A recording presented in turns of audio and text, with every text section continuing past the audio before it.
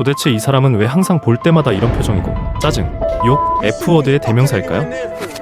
런던에서 가장 잘나가는 식당의 예약 장부. 1998년 어느 날 이 장부가 오토바이를 탄 괴한에게 통째로 도둑 맞는 사건이 벌어집니다. 당연히 치밀하고도 체계적인 예약 시스템으로 운영 중인 파인다이닝 식당은 마비됐고 범인은 오리무중이었죠. 식당에서 높은 위치에 있던 램지는 자신의 스승인 마르코 피에로 화이트를 범인으로 지목하며 절교를 선언합니다. 하지만 9년 뒤 밝혀진 충격적인 반전. 그 장부를 훔치라고 시킨 범인이 바로 고든 램지 본인이었다는 거 아시나요? 스승을 쳐내고 홀로 서기를 하기 위해 벌인 자작극이었던 거죠. 진짜 많은 의미로 미친놈인 셰프 고든 램지가 왜 이렇게까지 독종이 될 수밖에 없었는지 그 처절한 생존 본능의 비하인드를 파헤쳐봅니다. 우리가 아는 램지는 수천억 자산가지만 그의 어린 시절은 그야말로 생존 지옥이었습니다. 아버지는 알코올 중독자의 폭력적인 사람이었어요. 램지는 어릴 때 무려 15번이나 이사를 다녀야 했습니다. 집안에 돈이 없어서가 아니라 아버지가 술 때문에 사고를 치고 도망 다녀야 했거든요. 아버지는 자식들을 훈육한다는 핑계로 냉장고에 있는 콜라 한 잔 마셨다고 벨트로 다리를 얻어맞는 게 일상이었습니다. 심지어 아버지가 어머니를 너무 심하게 때려서 램지와 형제들은 보호시설인 고아원에 잠시 맡겨지기까지 했죠. 이때 램지가 배운 건 단 하나입니다. 강해지지 않으면 죽는다. 그가 주방에서 욕설을 퍼붓고 완벽에 집착하는 건 단순히 성격이 나빠서보다는 다시는 그 지옥 같았던 가난과 폭력의 굴레로 돌아가지 않으려는 처절한 몸부림이라고 볼 수도 있겠네요. 특이하게도 램지의 시작은 주방이 아니라 푸른 잔디 위였습니다. 명문 구단 글래스고 레인저스 유스팀에서 뛰던 유망주였죠. 램지는 스스로를 무자비한 왼쪽 풀백이라 불렀습니다. 상대 공격수가 한 번은 지나가도 두 번은 절대 못 지나간다는 게 그의 신조였죠. 하지만 19살 십자인대가 완전히 박살나면서 그의 꿈은 산산조각이 납니다. 인생이 통째로 부정당한 순간 그는 갈 곳이 없었죠. 무릎 부상으로 은퇴한 축구선수로 기억되기 싫어 선택한 게 요리학교였는데 본인 입으로 그래요. 이건 최악의 선택이었다고 말이죠. 이 남자의 기질은 어디 안 갑니다. 첫 직장이었던 위켐 암즈라는 식당에서 주방을 맡았는데 글쎄 사장 부인과 스캔들이 나면서 쫓겨나듯 런던으로 상경하게 됩니다. 런던으로 상경한 그를 기다리고 있던 건 당시 영국 요리계의 신이자 미친개로 불리던 마르코 피에르 화이트였습니다.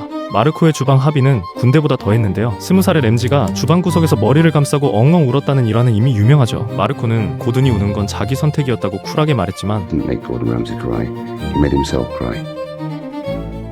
That was his choice to cry.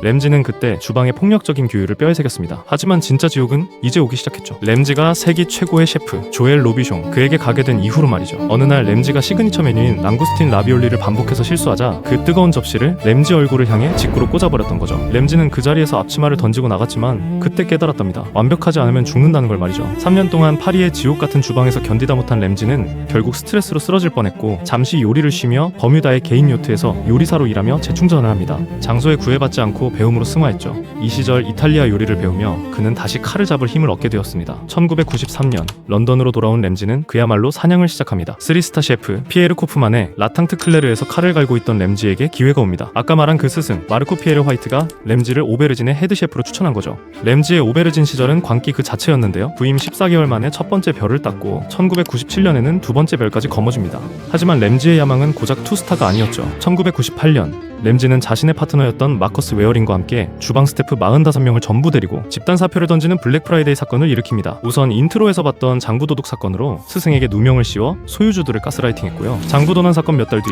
실제로 램지가 전체 직원 45명을 데리고 한꺼번에 사표를 던진 사건이 블랙 프라이데이 사건입니다. 이때 램지는 그냥 나간 게 아니라 주방 가스레인지 손잡이를 훔쳐가거나 오븐 전선을 끊는 등 주방을 완전히 마비시켜서 식당 문을 닫게 만들고 직원을 몽땅 데리고 나가 자기 이름을 건 레스토랑 고든 램지를 런던 첼시에 개업해버린 거죠. 진짜 미친 사람 같죠? 그리고 2001년 드디어 꿈에 그리던 미쉐린 3스타를 따냅니다. 런던에서 가장 오랫동안 3스타를 유지하고 있는 전설의 시작이었죠. 하지만 이런 천하의 램지도 무너지는 순간이 있었는데요. 2008년 금융위기 램지 제국은 170억 원의 빚더미에 앉았습니다. 은행에선 파산 신청하라고 난리였고 감사팀인 KPMG는 직원 수백 명을 자르고 식당 문을 닫으라고 압박했습니다. 램지는 그때를 인생에서 가장 쓰레기 같은 4개월이라고 회상합니다만 그는 도망치지 않았습니다. 자기 개인 자산 90억을 쏟아붓고 애지중지하던 페라리까지 팔아서 세금을 갚고 회사를 살려냈습니다. 그 도끼로 버텨낸 결과가 어떠냐고요? 그는 런던의 랜드마크 22 비숍 게이트 초고층 빌딩 60층에 유럽에서 가장 높은 레스토랑을 열었습니다. 지상 269m 높이에서 레스토랑 고든 램지 하이를 통해 미쉐린 스타를 다시 한번 거머쥐며 자신의 제국이 건재함을 증명했죠. 하지만 여러분 2026년 공개된 넷플릭스 다큐멘터리 비잉 고든 램지에서 우리는 램지의 다른 얼굴을 볼 수 있었는데요. 40년 동안 헤로인에 중독된 채 반리교도소를 드나들던 남동생 로니 램지는 똑같은 2층 침대에서 자란 형제를 보며 말합니다. 저게 내가 될 수도 있었다고요. 알코올 중독자 아버지의 폭력과 가난 속에서 램지가 선택할 수 있는 건 오직 성공뿐이었습니다.